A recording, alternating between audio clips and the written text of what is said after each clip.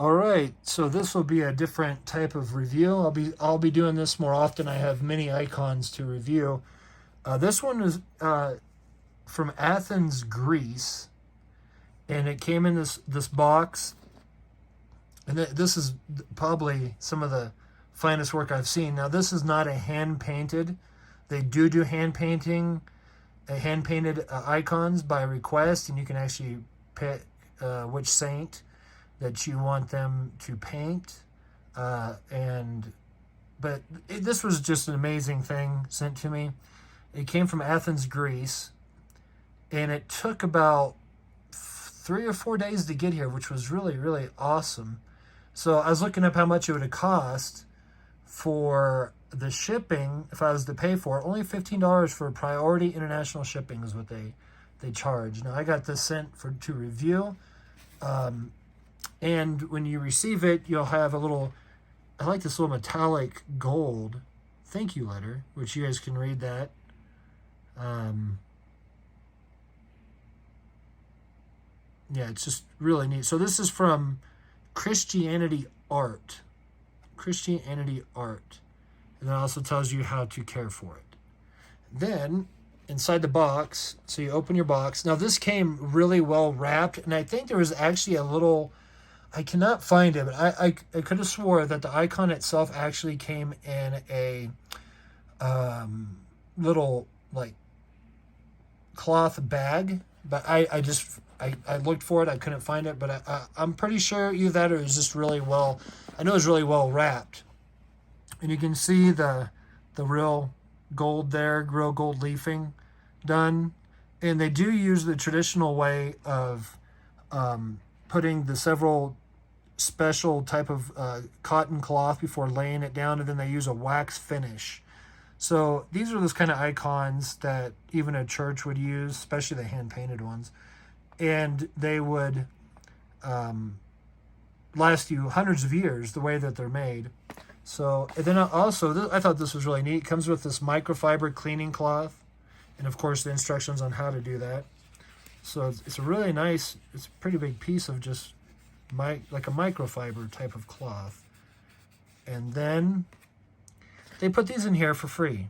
Little prayer beads. It doesn't fit around your wrist unless maybe you're a female and you have very small wrist or hands, because you'd have to get your hand through there. But I haven't taken those out yet. I'm going to give one to my wife, probably the turquoise one, and I'm going to keep one myself. Or I might, I'm not sure, but I definitely probably give one to my wife. I might give the other one to my daughter, but it came with that. That was not, I didn't know what all was going to come with it. I just know that this was sent to review. Now this is a piece that you can actually, trying to be careful because I don't want to mess up this icon, and I'll kind of explain a little bit. And what I'm going to do is put a description, and in the description below, I'm going to put a website on what this means. What does the symbology mean? What's the history of it? Instead of me going through that at this time, until I get more comfortable with understanding, make sure I understand the meaning of these icons. You do have a certificate here, and it's in Greek. I believe that's Russian, and then of course English, and I'm not sure here. I think that'd be Spanish or Latin, maybe. You guys can help me out on that. And then it's got the certificate stamp right there. So you do have the option to hang it from your wall, which I will do when I get back into my home in Nebraska. But you do have this option. It comes with this little clip that just slides in. And what you can do is have that. Now, on a regular hard surface, it doesn't have any problem standing up, but there we go.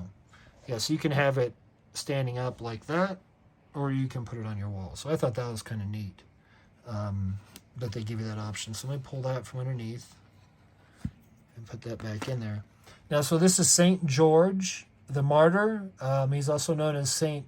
George the Victory Bearer, or St. George the Wonder Worker. All right, and then from what I understand, people want to know who the little guy is in the back.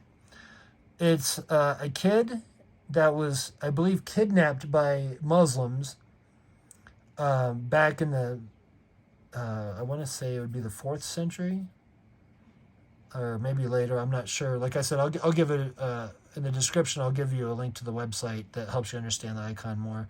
He was kidnapped, kept by a Muslim as a slave. The young boy was, and miraculously he was delivered from him, and St. George rode into town with the young boy on the back of his horse.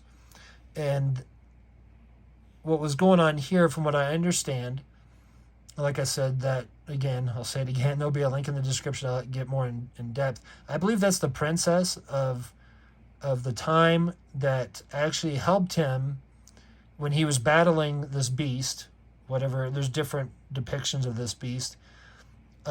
She actually had took her belt, or maybe his belt, I'm not sure, wrapped it around the neck of the beast, dragged it into town, and that's where he actually took his spear and killed it in front of the people.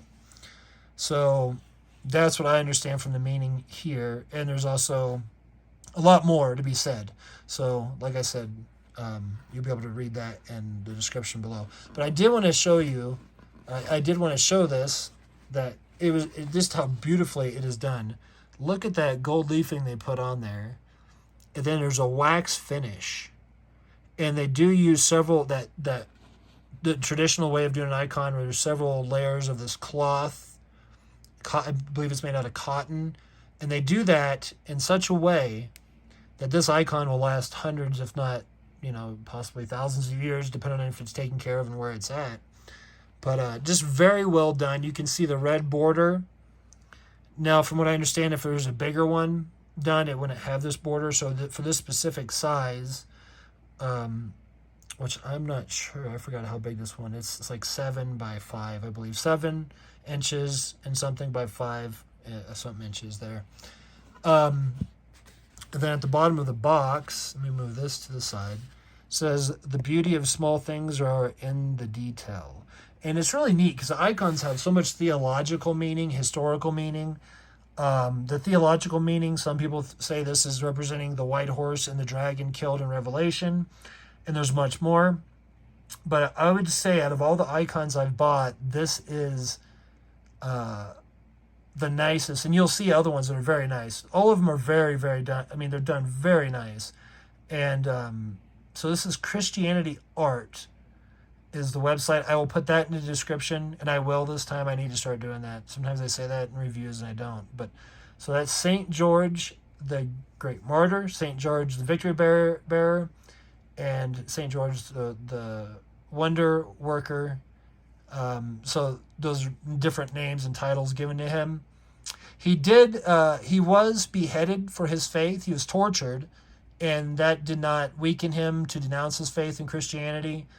And since he wouldn't do that, they finally did behead him for his faith.